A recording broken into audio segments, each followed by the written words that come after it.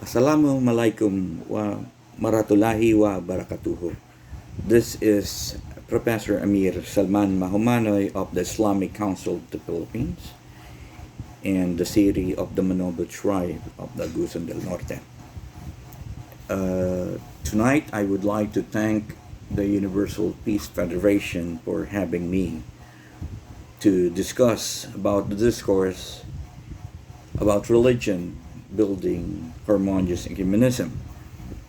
Particularly, I would like to thank His Grace Bishop Elias Soria for picking me to exhort these matters and this subject, believing that I could help discuss and illuminate the subject more lengthily. But I believe that we should dedicate more time, effort for us to grind the whole subject to the utmost. But let me attempt by opening the Pandora's box and help us define several things, religion and ecumenism. Let us start with religion. We are having this topic because seemingly and obviously there is a divide.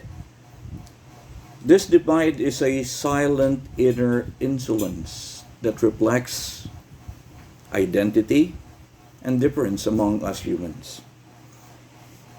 And that divide, tonight, we call it religion. Because religion, one of this strange character is religion is an oxymoron. It is a distinguishing destiny that resides to the host where it resides, the human. What does it mean? That human being has this. It is basically in there. And what does that mean to us? Because if we would try to dig in what the meaning of religion is a primordial element in human psyche. To say it's a primordial element, it means that it is beyond where human thinking started. It is the presence that dedicates curiosity for something that is beyond us or the beyond of our beingness, which evolves consciousness, our human consciousness, seeking for the meaning and the definition of our human existence. Therefore, religion is one way ontological. In some ways, besides being an ontological, it is contradictory because the human who ultimately defines his own impression of his own existence rather limits or liberates himself of knowledge beyond its own subjectivity.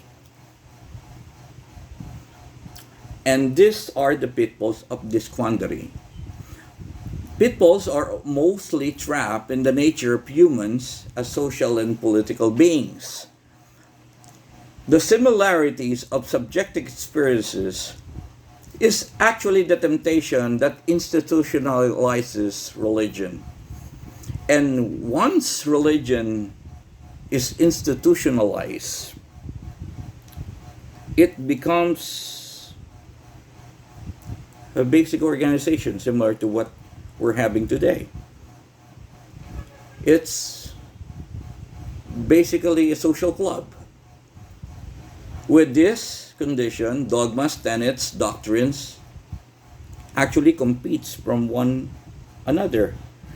What does it mean? That one religion will claim superiority over another, and one will claim truth against another, and one will apparently disclaim the other's claim, and at the end, it turns out to be a competition of religion. And they become tools These dogmas, these tenets, these doctrines, they are tools to make assertions of political superiorities and define the world order and ethical canons of rightness and wrongness. Religion in this context divides the world. When we include this, then we can say, or can we say, is this really divinely led by God, or it is just a mere assertion of our psyche superiority? Now, let us go to ecumenism. Today we are fellowshipping, and fellowshipping is a good start of responding to this dilemma. Gathering together may mean that we are recognizing that there is that divide, the one that I was mentioning earlier. We may agree or not agree about the issue, but to recognize that there is a divide is actually the start. And how do we understand that divide is the next issue that we should face. First, we must collectively, we as a collective body must, if we want to build a harmonious relationship of fellowship, we must recognize the underlying substance of this divide. What causes it?